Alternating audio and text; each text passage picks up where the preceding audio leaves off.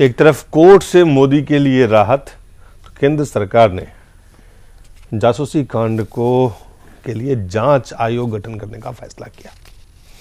ये जांच आयोग गठन होगा और जासूसी कांड की पूरी जांच की जाएगी।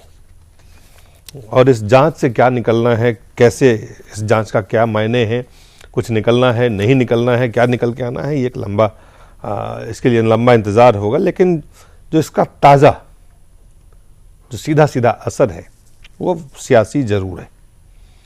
और इस पूरे फैसले से बीजेपी या बीजेपी के नेता क्या कह रहे हैं, पहले आपको हम वो दिखा रहे हैं कि बीजेपी के नेता इस फैसले के बाद उन्होंने क्या कहा। It's a Fani commission.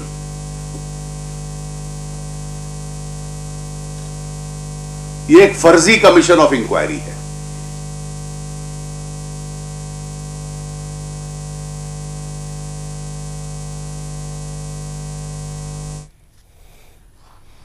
फर्जी कमीशन। नेता प्रतिपक्ष राज्यसभा में अरुण जेटली कह रहे हैं, बीजेपी के वरिष्ठ नेता है। बीजेपी के प्रवक्ता ने क्या कहा है वो भी आपको हम दिखाते हैं। इस कमीशन ऑफ इंक्वायरी बिठाने में कांग्रेस पार्टी उनके मानसिकता का एक खुलासा दिए हैं। इमरजेंसी के समय जो मानसिकता था फासिस्ट, वही आज भी चल रही है। पिछले 4-5 राज्यों में चुनाव जो हुआ, जिसमें 4 राज्यों में कांग्रेस की पूरे सफाई हो चुकी है। जनता आज कांग्रेस के बिल्कुल खिलाफ है, ये बात भी स्पष्ट हो चुका है। इसके बावजूद भी कांग्रेस सबक नहीं सीखती। राजनीतिक लड़ाई जहां लड़ना चाहिए और मोदी जी के खिलाफ राजनीतिक बहस में आई है, उनके डेवलपमेंटल रिकॉर्ड के खिलाफ आपकी कांग्रेस सरकार जितनी भी डेवलपमेंट करी है उसके ऊपर बात करिए। मगर जिस ओपोनेंट को आप चुनावी रंग में सफलता से टैकल करने पा रहे हैं, उनके ऊपर सीबीआई का जांच डालो और दूसरी जांच डालो। ऐसे करके इंस्टीट्यूशन को दुरुपयोग कर रही हो, ये खंडनीय है। जहां ये जो स्लूप गेट के बात बोला जा रहा है, उसमें तो ऑलरेडी इंक्वायरीज हो रही है गुजरात में। कमीशन ऑफ इंक्वायरीज एक्ट के तहत ही वो कमीशन ऑफ इंक्वायरी भी बिठाया गया। उपेंद्र जी, पूरे मामले का जो पहला मामला था और फिर इस मामले को देखें, इसको आप अगर राजनीतिक विश्लेषक की तरह इसका विश्लेषण करें तो क्या क्या महत्वपूर्ण पहलू आपको नजर आ रहा है इस वक्त? अब देखिए, नरेंद्र मोदी का जो उभार हुआ है राष्ट्रीय स्तर पर, वह इसलिए हुआ है कि 2002 का जो दंगा है उसको लगातार लोग रट लगाते रहे। वह एक हमेशा राष्ट्रीय बहस का विषय बना रहा है वो दंगा। उसी कारण नरेंद्र मोदी का उभार होता चला गया। तो उनके उत्थान में उनकी पार्टी के लोगों का जितना योगदान नहीं है, उनके समर्थकों का जितना योगदान नहीं है, उससे बड़ा योगदान उनके विरोधियों का है। उनके विरोधियों ने उनका विरोध कर करके उनको अपनी पार्टी के अंदर सबसे बड़ा नेता बना दिया। फिर उनका अपना जो भी अपना कौशल है, राजनीतिक कौशल है, उसका सहारा लेकर के उन्होंने अपने बीजेपी के बाहर के लोगों के बीच भी अपने को लोकप्रिय बना दिया। और अभी जो सरकार ने किया है या कांग्रेस ने किया है, ये समझिए कि बिल्कुल वही काम किया है जो पिछले 10 साल से कर रही है। मतलब है कि चुनाव है सिर पर और आप है कि एक और ऐसा मुद्दा उठा दिया आपने जी, जिस पर है कि लोगों के सवालों का जवाब आपके पास नहीं है। भाई क्या जरूरत पड़ी इंक्वायरी बैठाने की या कमीशन बैठाने की, जबकि राज्य सरकार कर रही है। दूसरा है कि कोई पीड़ित पक्ष है नहीं सामने। एक होता है ना कि एक लोकस स्टैंडी होता है, कोई आदमी कोर्ट में जाता है तो बोलता है कि भाई क्या आपका लोकस स्टैंडी है, कुछ क्राइम हुआ है, कोई घटना घटी, उससे आप प्रभावित हैं कि नहीं है, एक होता है। दूसरा है कि PIL हो गया कि कोई कहेगा कि नहीं हमारा तो कुछ नहीं है, लेकिन सार्वजनिक हित का मामला है। लेकिन इसमें हमें नहीं लगता है कोई सार्वजनिक हित का भी मामला जुड़ा हुआ है। उसके बाद भी इंक्वायरी करवाने की घोषणा कर रही है, तो अभी तो घोषणा ही कर रही है। चुनाव में 6 महीने हैं मुश्किल से।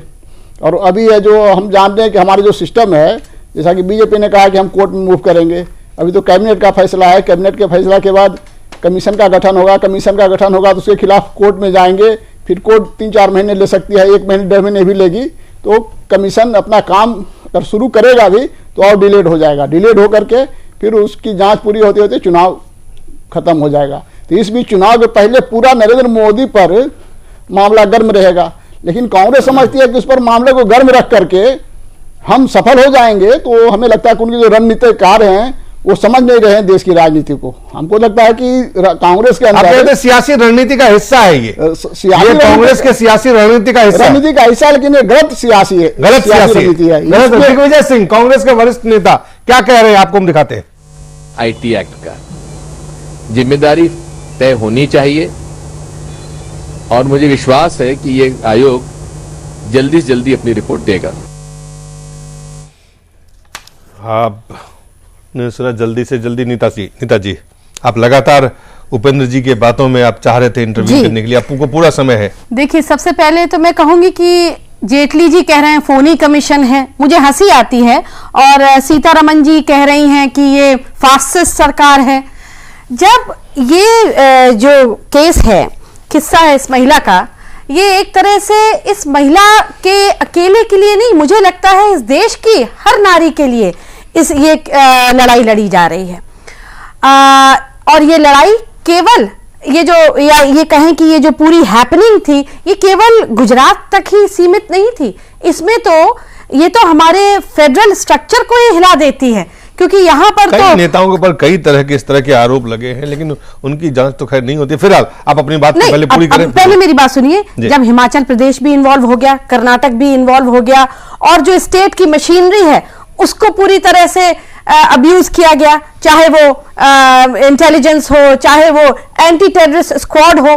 तो जैसा अभी हमारे भाई उपेंद्र जी कह रहे थे कि ये जो तरीके अपनाए हैं सरकार ने, केंद्र सरकार ने, कांग्रेस पार्टी ने, देखिए केंद्र सरकार ने या कांग्रेस पार्टी ने, अगर आप कहना चाहें जो बात तो ये तो मुझे लगता है ये तो एक उसके कोई भी पार्टी होती केंद्र पर, जब इस तरह का कोई किस्सा हो रहा है, किसी भी प्रदेश में हो रहा है, तो सबसे पहले तो अगर उसकी नजर में कोई भी किसी महिला के साथ अगर ऐसा करा जा रहा है, उसको अननेसेसरली हैरेस किया जा रहा है, उसके जासूसी की जा रही है, और वो भी सिर्फ उस प्रदेश तक सीमित नहीं है, तो मुझे लगता है किसी भी केंद्र सरकार को इसे सुमोटो लेना चाहिए जी। सुमोटो लेना चाहिए। पुष्पेंद्र, केंद्र सरकार को सुमोटो लेना चाहिए। एक महिला की बात है, महिला सुरक्षा की बात है, देश की महिला की सुरक्षा का सवाल है, इस पे कांग्रेस की सरकार, यूपी की सरकार काम क्यों नहीं करे?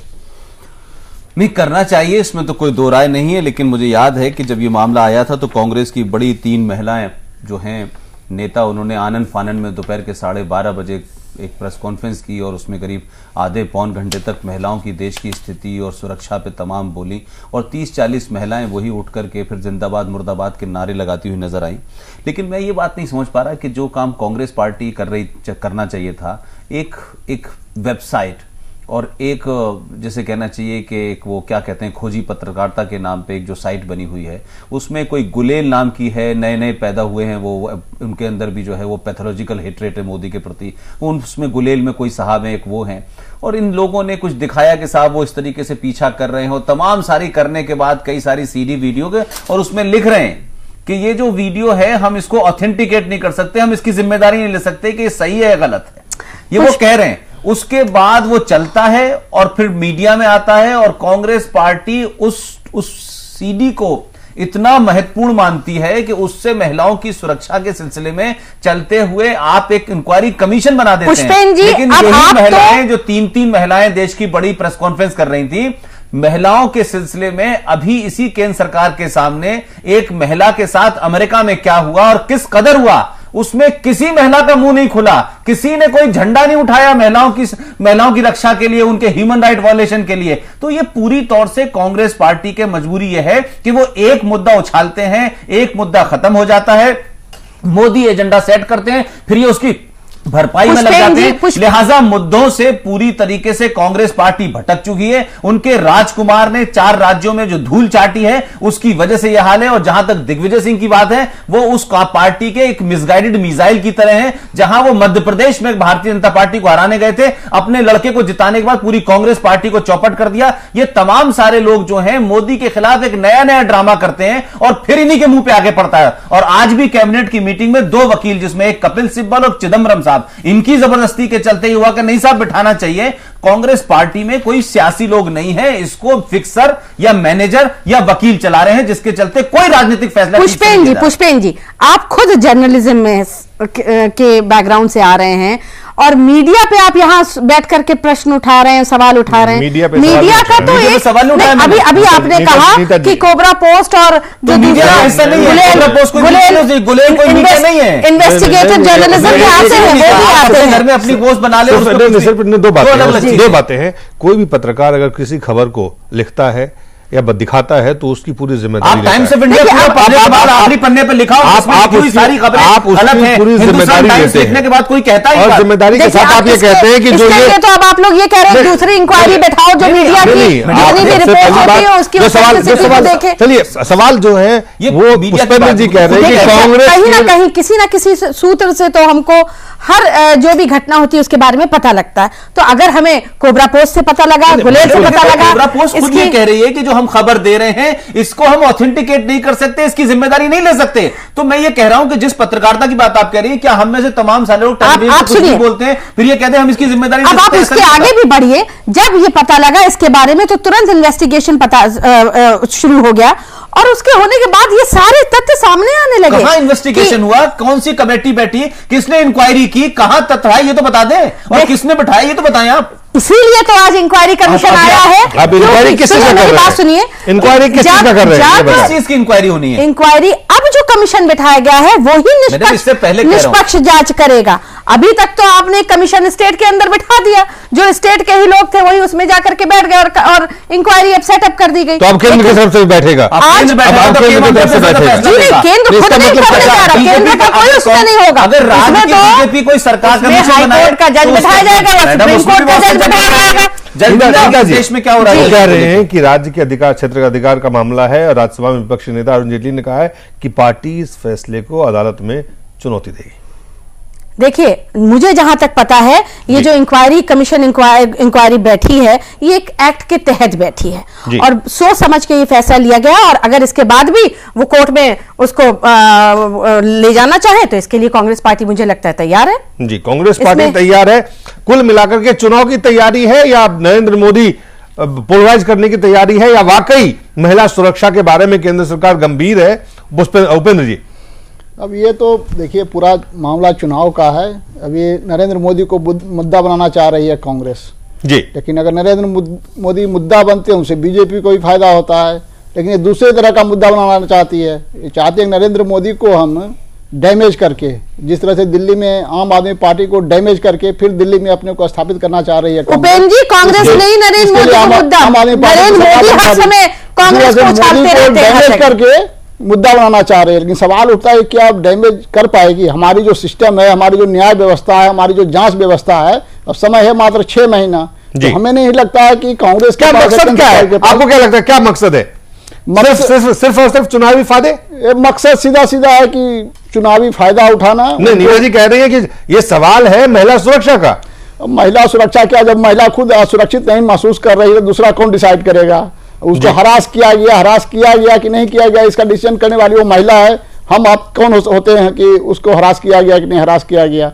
अब इसमें भी प्रश्न उठता है कि हम आप कौन है जानने के लिए कि महिला की स्थिति क्या है, उसको किस तरह से वो क्यों नहीं सामने आ पा रही अपनी बात को लेकर के। सामने आ रही है, उसको तो किसी ने पकड़ नहीं रखा है, नहीं आना चाहते तो हम उनको फोर्स नहीं कर सकते। उनके पिताजी कुछ बोल रहे हैं। देखिए, मुझे लगता है एक रिस्पॉन्सिबल गवर्नमेंट होने के साथ साथ और महिला सुरक्षा को लेकर के पिछला पूरा 1 साल जो रहा उसमें ये बहुत बड़ा मुद्दा सामने आया।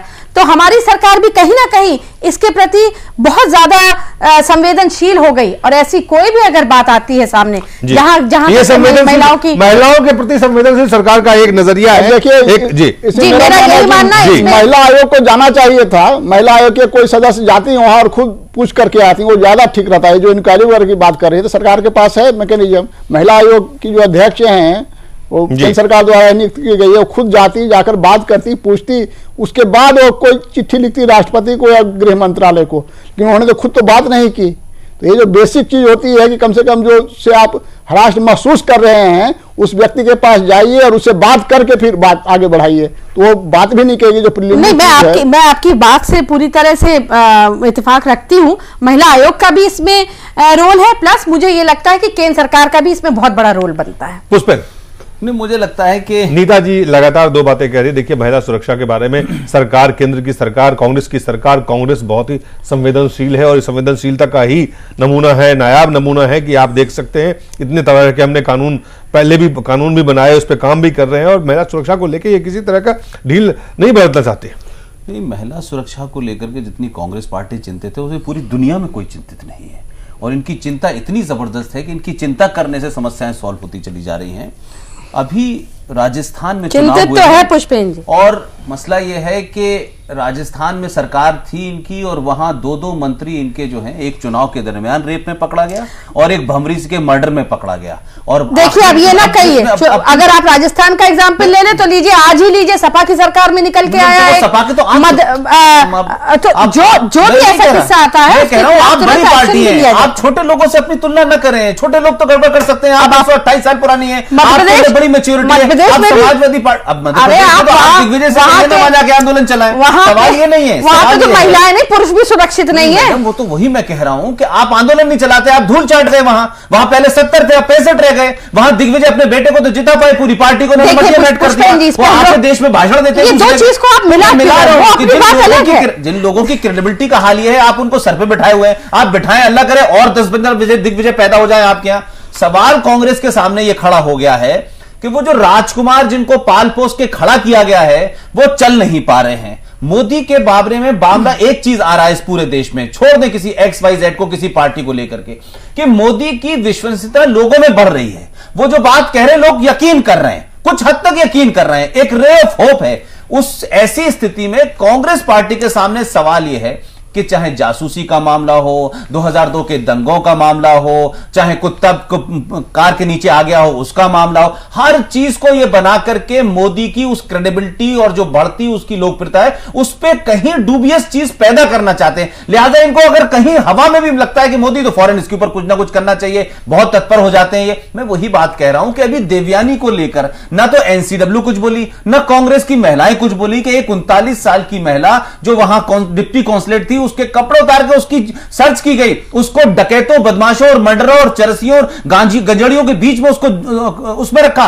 एक स्टेटमेंट कांग्रेस पार्टी की तरफ से नहीं आया। सोनिया गांधी नहीं बोली इस पे, राहुल गांधी नहीं बोले, लेकिन LGBT पे मां बेटे ऐसे बोले कि जब से बड़ी समस्या ये हो। तो मैं ये कह रहा हूं कि आपका दो मुआ, आप एक तरफ तो महिलाओं की सुरक्षा को लेकर इतनी चिंतित हैं, दूसरी तरफ पूरी आप प्रतिक्रिया तक नहीं दे रहे। तो मानते हैं कि डिप्लोमेसी में आप बहुत माहिर हैं और बहुत कमजोर हैं, उसके सामने बोले, लेकिन आप अपने देश में तो कुछ कह सकते थे। आपकी महिला विंग, आपकी तो अध्यक्ष महिला है, इस पे एक भी जबान में बात नहीं निकली उनकी। पुष्पेंद्र जी, आप किस दुनिया में रह रहे हैं? कांग्रेस ही नहीं, पूरा देश एक है इस बात पर। पार्लियामेंट में सबने मिलकर के इसके खिलाफ बात उठाई है। सोनिया गांधी की जबान इस पे हिली जो LGBT पे चिंता कर रही थी देश के सामने। दो चीजों को एक साथ मत मिलाइए, इलेक्शन अलग बात है और ये जो सरकार कर रही है ये अलग चीज है। आपका तो सोना जागना खाना पीना उपेंद्र जी, ये 3 महीने के अंदर जो है 3 महीने का वक्त इस आयोग को दिया जाएगा। अब ये बोल रहे हैं कि जिस रोज उसकी और गृह मंत्रालय सुप्रीम कोर्ट के या तो जो सिटिंग जज हैं या जो रिटायर्ड हैं उससे जांच करवाएगी।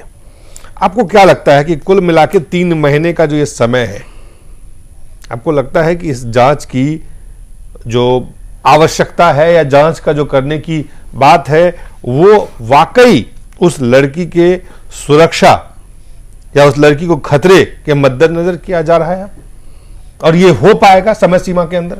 ये तो समय सीमा के तहत हो नहीं पाएगा। क्योंकि जब गठन किया जाएगा जी। तो बीजेपी इसके खिलाफ कोर्ट में जाएगी, घोषणा भी कर चुकी है बीजेपी। और ये मामला तो जरूर जुडिशिएबल है, क्योंकि राज्य सरकार ऑलरेडी करवा रही है, वो भी इंक्वायरी एक्ट के तहत ही करवा रही है, केंद्र सरकार भी इंक्वायरी एक्ट के तहत करवाएगी। किसकी इंक्वायरी चले फिर राज्य सरकार भी वहाँ से कर सकती है और बीजेपी भी कर सकती है, तो मामला कोर्ट में जाएगा। कोर्ट में तो हमें नहीं लगता है कि 1-2 तारीख, कम से कम 3 तारीख तो लगेगा ही, तो हो सकता है 1.5 महीना 2 महीना कोर्ट में ही लग जाए। नरेंद्र मोदी के लिए ये जो है डैमेज होने वाला उनके प्रधानमंत्री पद की उम्मीदवारी पे, उनके आने वाले चुनाव के जो भविष्य है उस पे, इन तमाम चीजों का कितना असर होगा? इसका उल्टा असर होगा। मतलब है कि ये डैमेज करना चाह रहे हैं नरेंद्र मोदी को, लेकिन जब एक होता है ना कि अगर आपके मन में शंका पैदा हो गई हो तो हम प्रेम की भी बात करेंगे आपसे जी, तो वो भी आपको संदिग्ध लगेगा, उसमें शंका होगा। क्योंकि अगर दही में आप जितना भी दूध डालते जाइए, दही में दूध डाल करके उसको आप दूध नहीं बना सकते, सारा का सारा दूध दही बन जाएगा। यही अभी हो रहा है कि नरेंद्र मोदी के खिलाफ जितने हमले कर रहे हैं वो उल्टा जो भी उनके विरोधी हैं, वो नीतीश कुमार हो या कांग्रेस हो या समाजवादी पार्टी, नरेंद्र मोदी के प्रधानमंत्री पद की जो उम्मीदवारी है उस पर आपको लगता है किसी तरह से जो आप जिस प्रचार तंत्र की आप बात कर रहे हैं, जिस विरोधियों के हाथ में आप कह रहे हैं कि विरोधी इसका फायदा उठाते हैं, नरेंद्र मोदी विरोधी इसका फायदा नुकसान आकलन करके ये काम कर रहे हैं, तो जाहिर है कांग्रेस के या जो लोग इसका फायदा नुकसान उठाना चाहते हैं उठाएंगे? नहीं दिलीप, ये बात कोई मना नहीं कर रहा, उठाएं, फायदा नुकसान राजनीति में ये होता है। बट मैं ये कह रहा हूं कि मोदी को इस देश में 2002 के दंगों में उनके डूबियस रोल के लिए ज्यादा वो माना जाता है, लेकिन उस मामले में तो कोर्ट चीजें कर रही है, उसमें तो मोदी के हाथ में कुछ नहीं है, उसमें पूरे देश की एसआईटी खुली हुई है, supreme court.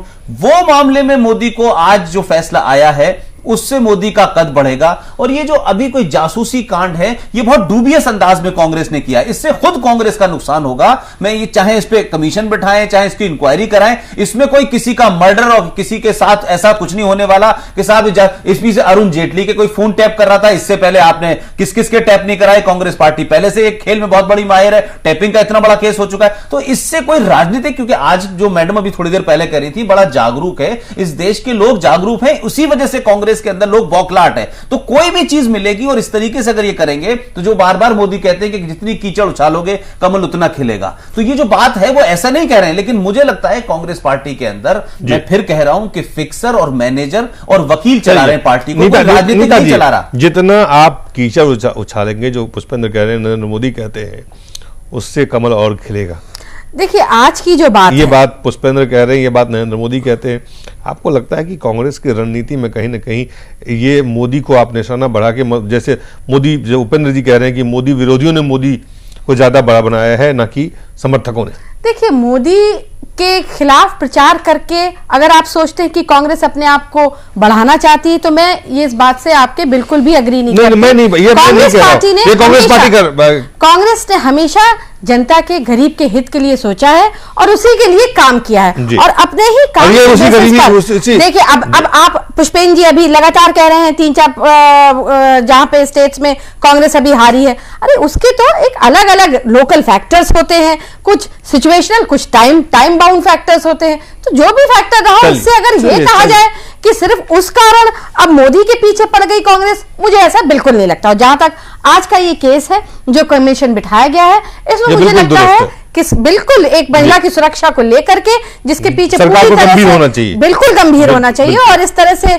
State machinery abuse करने का किसी भी सरकार, लोग इस बात को यकीन करेंगे, बिल्कुल करें जी। दिलीप, मैं एक बात और कह रहा हूं कि कांग्रेस पार्टी जो एक चीज छुपा रही है वो समझें आप। ये मोदी से हट के बात कर रहा हूं। आपने देखा जब राजस्थान का रिजल्ट आया तो प्रतिक्रिया क्या थी अशोक गहलोत की, आपने देखा शीला दीक्षित की प्रतिक्रिया क्या थी। इन लोगों ने बहुत साफ शब्दों में कहा कि हमारी हार केंद्र सरकार की नीतियों के कारण हुई है। शीला दीक्षित ने यहां तक कहा कि कुछ बड़े मंत्रियों और बड़े नेताओं की वजह से उन्होंने साथ नहीं दिया। इसी तरीके से आप देखें दिल्ली में जिस पार्टी ने सुबह शाम इन्हें पानी पी पी के गालियां दी, इनके पार्टी का जो सबसे बड़ा दामाद है जिसे 12 लोग डिफेंड करने आए थे, उस पार्टी की नेता को, उसके घर को, उसकी बेटी को, उसकी बहू को, जिन जिन को गालियां दी, आज कांग्रेस पार्टी में उसी पार्टी को समर्थन देने में भी विद्रोह है। मुझे लगता है कांग्रेस पार्टी के अंदर एक वर्ग जो तथाकथित देश में चल रहा है और पार्टी में चल रहा है, विद्रोह खड़ा, उसको दबाना चाहते हैं। ये उसकी बात नहीं कर रहे कि अशोक गहलोत ने क्या कहा, अशोक के अलावा हमारे पास समय, जहां तक ये उस पर चर्चा अलग से कर लेंगे। आप पुष्पेंद्र जी बोल चुके हैं, उपेंद्र जी आखिर में बहुत कम शब्दों में कुल मिला के नरेंद्र मोदी, चाहे राहत मिले चाहे जांच हो, कुल मिला के केंद्र में नरेंद्र बिंदु है। केंद्र बिंदु जो है पूरा केंद्रित जो मसला है, जहां पे तमाम चीजें सियासी जो विरोधी हैं, समर्थक हैं, जो भी हो, नरेंद्र मोदी इस बीच में है। फायदा नुकसान नरेंद्र मोदी कितना होगा? बहुत कम शब्दों में उपेंद्र जी। अब इसे हमें नहीं लगता है कि नरेंद्र मोदी को कोई नुकसान होगा। कोई नुकसान नहीं होगा। कोई नुकसान नहीं होगा। फायदा होगा। हाँ, फायदा हो सकता है, क्योंकि विरोधियों के कारण मोदी को फायदा हो ना हो, लेकिन कांग्रेस को नुकसान होगा। नीता जी, देखिए, मुझे नहीं लगता कि मोदी को इस तरह से, अगर कांग्रेस हाईलाइट करी केवल इस उद्देश्य से कि चुनाव को ध्यान में रखते हुए, मुझे ये नहीं लगता। इस सब के पीछे कांग्रेस का एक दूसरा सोचने का नजरिया है। मुझे लगता है इन कुछ मुद्दों को हमें पॉलिटिकल लाइंस के ऊपर आकर के भी सोचना चाहिए। पुष्पेंद्र, और जो गहलोत जी की बात जी, और जो गहलोत जी की और शीला जी की आपने बात करी, तो वो के कुछ लोगों के अगेंस्ट नहीं बोला, बहुत धन्यवाद। बहुत बहुत धन्यवाद।